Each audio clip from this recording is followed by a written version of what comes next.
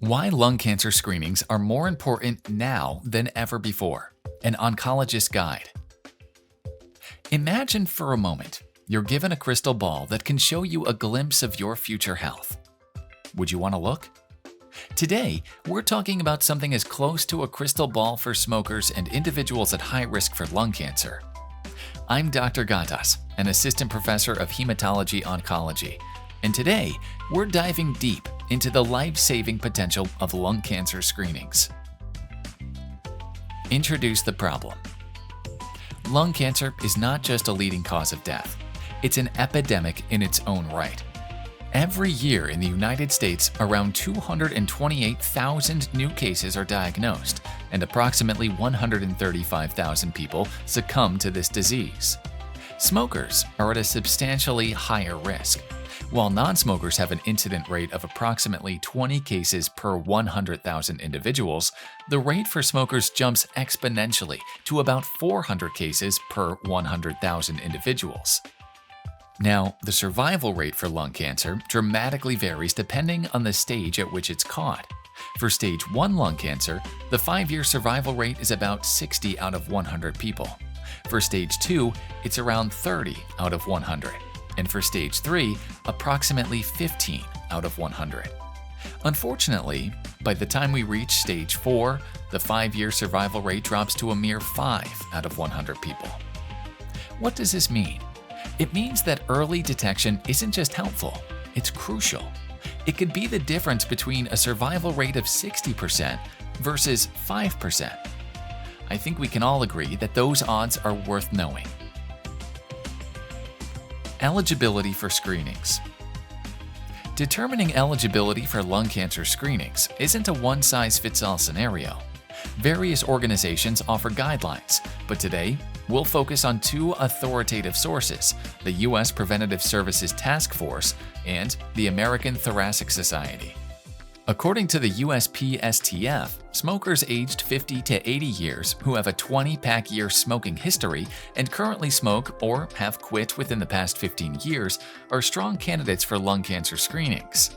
The USPSTF recommends annual screenings using low-dose CT scans for this high-risk group.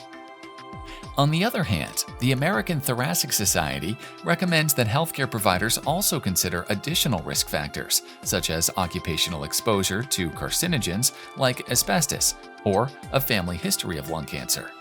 This broadens the eligibility criteria, opening up screening to a larger number of people who may not fit the USPSTF's more stringent guidelines, but are still at a heightened risk for developing lung cancer. How is screening done? The primary method for screening lung cancer is a low-dose computed tomography (LDCT) scan.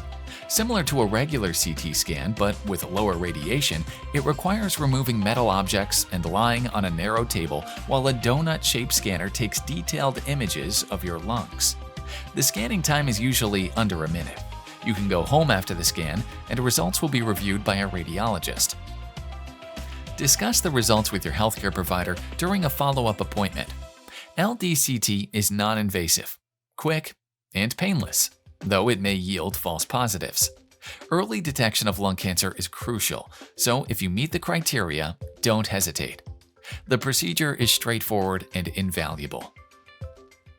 The science behind the recommendations. It's easy to throw around recommendations, but it's crucial to understand that these guidelines are not mere opinions. They are backed by rigorous scientific studies. 2 groundbreaking studies, in particular, have laid the foundation for our current understanding of lung cancer screening. The National Lung Screening Trial, NLST, conducted by the National Cancer Institute, this study involved over 53,000 smokers between the ages of 55 and 74. The research found that participants who received low-dose CT scans had a 20% lower risk of dying from lung cancer compared to those who received standard chest X-rays. The Nelson Trial, a European study that confirmed and extended the findings of the NLST. The Nelson Trial found that low-dose CT screening could even be more beneficial for women, although the study was primarily focused on men. Like the NLST, the Nelson trial supports the efficacy of annual low-dose CT scans for high-risk individuals. what these trials mean for smokers in real numbers. Let's break down what these two pivotal trials, the National Lung Screening Trial and the Nelson Trial, actually mean for smokers like you in plain language and concrete numbers. Imagine a small town of 1,000 smokers. According to the NLST, if all 1,000 smokers in this town get a standard chest X-ray, about 30 might die from lung cancer within a span of several years. However, if the same 1,000 smokers opt for the low-dose CT scans, we would expect about 24 to die from lung cancer. That's 6 lives saved in just this small imaginary town. Now, you might think 6 out of 1,000 doesn't seem like a huge number, but scale that up to millions of smokers in the US, and you're potentially saving tens of thousands of lives. Not just numbers on a page, these are fathers, mothers, sisters, brothers.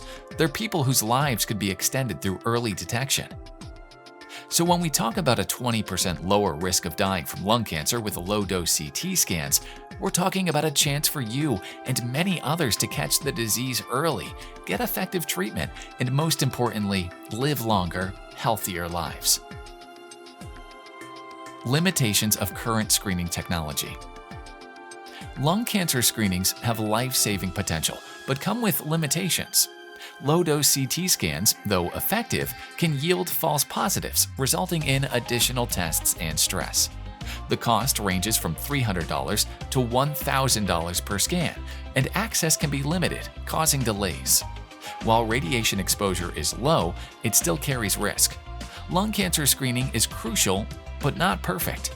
Consider the limitations along with the benefits, especially if at high risk. Consult with a healthcare provider for an informed decision. Closing remarks and call to action. I want to end today's discussion with a note from the heart.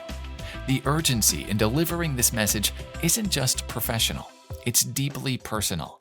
We've seen too many lives lost that could have been saved with early detection. Please understand, the numbers and statistics we've discussed today are not just numbers. They represent real people, our parents, our siblings, our friends, and perhaps even ourselves. The goal here isn't to induce fear, but to empower you with the knowledge that could save lives, possibly even your own or that of someone you love dearly. So, here's my call to action for you.